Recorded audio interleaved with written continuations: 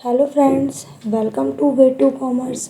आज हम पढ़ने वाले हैं फाइनेंशियल मार्केट पार्ट 1 इंट्रोडक्शन। आज के इस वीडियो में हमारा टॉपिक होगा concept, functions and types of financial market. तो आइए वीडियो को स्टार्ट करते हैं। सबसे पहले हमारा टॉपिक है कॉन्सेप्ट ऑफ फाइनेंशियल मार्केट। तो किसी भी कंट्री में वहाँ की इकोनॉमी के लिए जो सबसे ज़्यादा इकोनॉमिक डेवलपमेंट के लिए ज़रूरी होता है वो होता है वहाँ का फाइनेंशियल सिस्टम, मतलब उस देश की आर्थिक स्थिति कैसी है।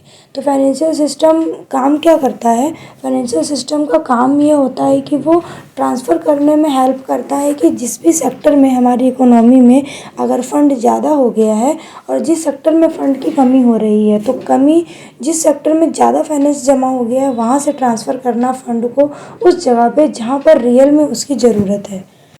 फाइनेंशियल सिस्टम में हमारे 3 जो सबसे इम्पॉर्टेंट पार्ट हैं वो काम करते हैं, जैसे एक हमारा फाइनेंशियल मार्केट, एक हमारे फाइनेंशियल इंस्टीट्यूशंस और एक हमारे फाइनेंशियल सिक्योरिटीज। फाइनेंशियल मार्केट का मतलब होता है वो मार्केट जहाँ पर आपके फाइनेंशियल एसेट जो हैं वो क्रिएट किए जाते हैं, बनाए जाते हैं या फिर बदले में एक्सचेंज किए जाते हैं। एक एग्जांपल से इसको समझते हैं। जैसे फाइनेंशियल एसेट को क्रिएट करने का मतलब होता है जब कोई कंपनी अपने इशू करती है, कोई भी शेयर इशू करती है या डिबेंचर इशू करती है, तो वो मार्केट में अपने फाइनेंशियल एसेट क्रिएट कर रही होती है। लेकिन एक्सचेंज की अगर बात करें तो जब भी वो अपनी कोई सिक्योरिटी को ख़रीदना या बेचना करती है, सेल या परचेज करती है, तो उस चीज़ को कहा जाता है फाइनेंशियल मार्केट में एक्सचेंज करना।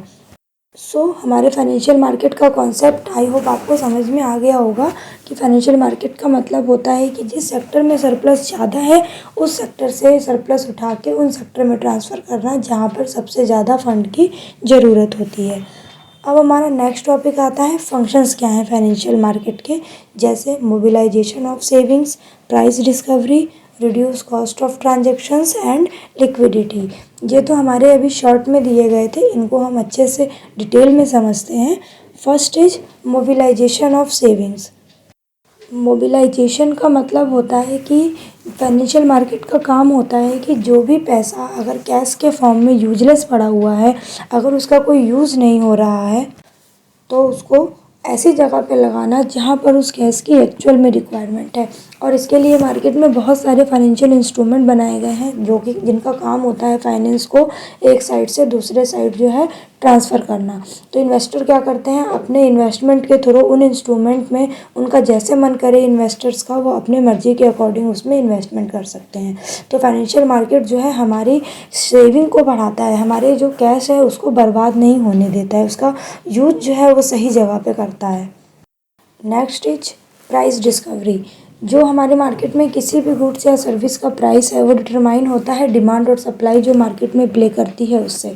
तो सेम जैसे गुड्स एंड सर्विसेज के केस में होता है कि उसके किसी भी चीज़ को हम खरीदने से पहले 4 जगह जाके उसके रेट के बारे में पता करते हैं, तो सेम इन्वेस्टर भी किसी भी सिक्योरिटीज़ में इन्वेस्ट करने से पहले उसके प्राइस के बारे में अच्छे से जो है वो छानबीन कर लेता है।